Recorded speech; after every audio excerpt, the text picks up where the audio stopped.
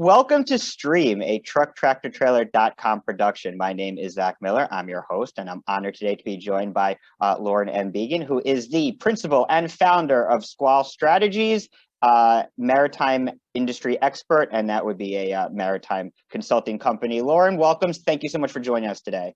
Thanks, Zach. Happy to be here. Happy to have this conversation and connect with your listeners.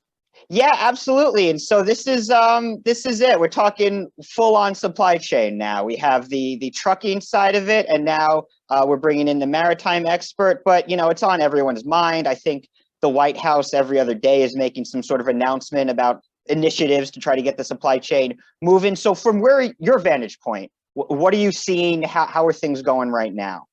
Yeah, I mean, I think we're all kind of seeing the same thing, and like you said, I'm approaching it from a maritime side of things. So, I'm happy to have a conversation with the surface transport side because I think that we're all finding that we've become a little too siloed. Yes. And I think that we all need to kind of, not by anybody's fault, we all speak kind of different languages. We all kind of use some of the same terms, but really the way that we apply them is a little bit different, and that causes trouble.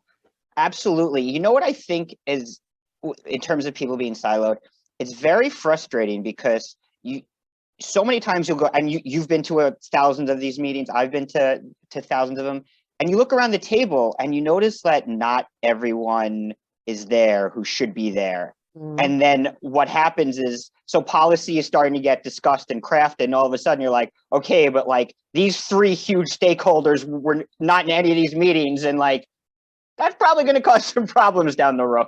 Right. Well, and that happens on the maritime side too. So, we're all familiar with Department of Transportation, and they have an agency within the U.S. Department of Transportation. So that's Mayor Pete. He's Secretary Pete. He's the Secretary of Transportation.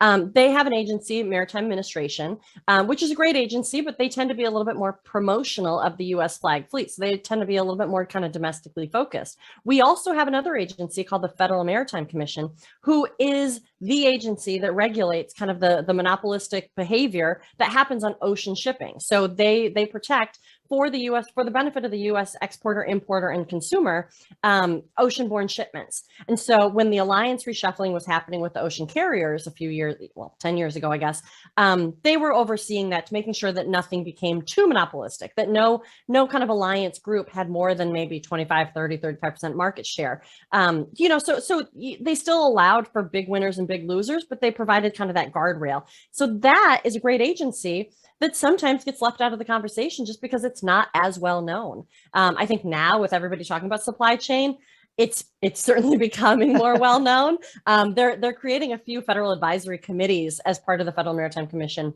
which is a great way of just including the industry. And it's a little hands-off on the FMC. They're like, here's a group, we're going to facilitate the discussion, but you guys discuss and let us know. You're just going to have direct access to the federal government should you come up with some solutions or identify problems that we're not looking at. So, that, like you're saying, you want to make sure that everybody's at the table. And so federal advisory committees, same thing. You want to make sure you capture everybody, but also all the relevant regulatory agencies, Yeah, it's so funny to hear that, because because I'm familiar with FMCSA, Yep. Not a hands-off agency. Right. I just like the way you're saying it's like they're hands-off. I'm like, wait, that's a thing that happens in DOT? Well, and so that's the thing is, so FMCSA is part of DOT. So that's going to be more of like a cabinet, derivative of a cabinet level agency. So there's a secretary. It's very connected to the administration. The FMC is an independent regulatory agency. And so they stay on for 5-year terms. And so they get a little insulated from the really kind of heightened and heated politics. They're similar to STB, so Surface Transportation Board, Okay. which is an independent regulatory agency of the surface side. So, kind of, they're a little bit more trucking focused, or rail focused, the STB. Yeah. But, that's so like probably a lesser known, lesser understood agency. That's where FMC is equivalent. But it's so interesting though, because I do feel like in general, so much of maritime is sort of insulated and hands up. I mean, the way that a lot of these port authorities are structured, there's not a whole lot of public transparency, and there's not a whole lot of public accountability. Now that's not to say the the port authorities are responsible for this supply chain crisis. But it just goes to the themes of people. We don't know what's coming and going from our ports. And it's like, that's literally our economy. It's a very strange situation, the way we've designed this whole thing.